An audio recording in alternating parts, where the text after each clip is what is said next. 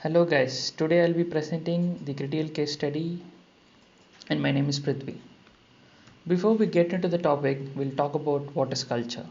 Culture is nothing but a collection of beliefs, values, behavior, customs and attitudes that distinguish the person from one society to another. For this topic, we'll take a look at culture from the standpoint of a global management. We'll address issues like who we are, how do we live and how do we approach work. For the topic of this presentation, the person is from United States visiting Singapore. We'll talk about his experiences while interacting with the host country nationals.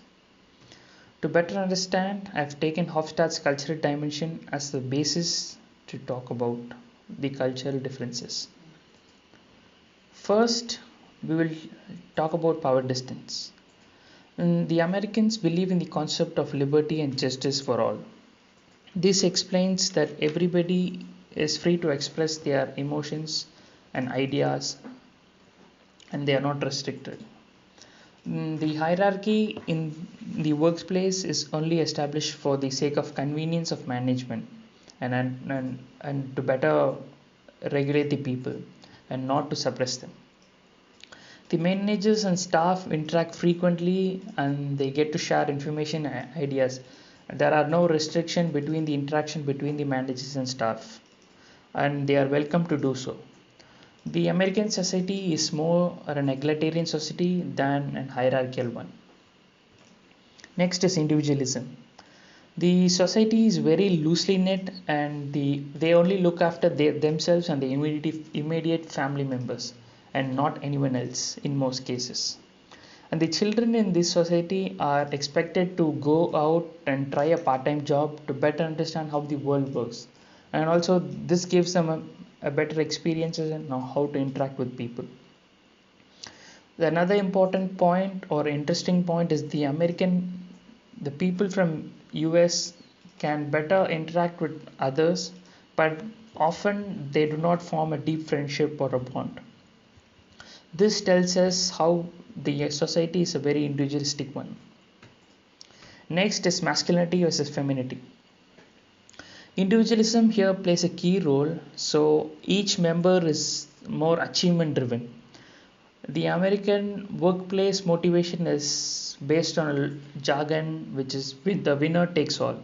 It's like the better you perform, the more you get paid. There's also a common idea that a little conflict in the workplace helps a person perform better and he produces better results. And in uncertainty avoidance, this scenario is like the American society is more towards risk oriented.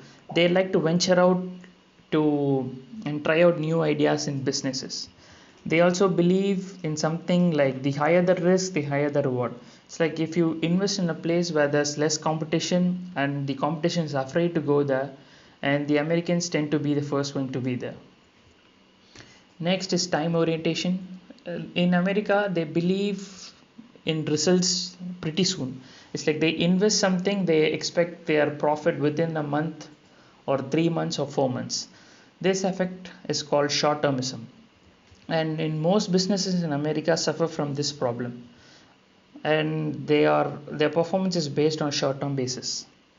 And indulgence, the American believe in the philosophy of work hard and play hard. The more you earn, the more you spend. A good example for this is the person I have interviewed till date has traveled to 12 countries.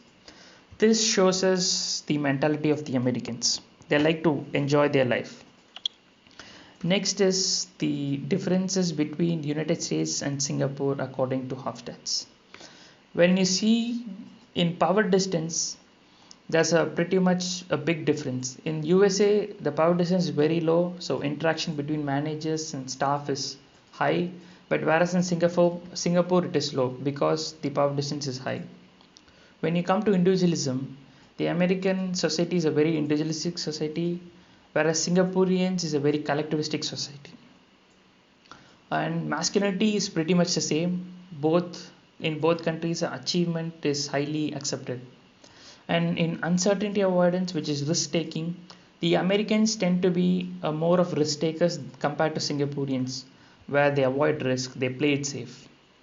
And in time orientation, Americans suffer and they expect results on a short term basis, but in Singapore, they plan ahead and plan for 10 years or 20 years in the future.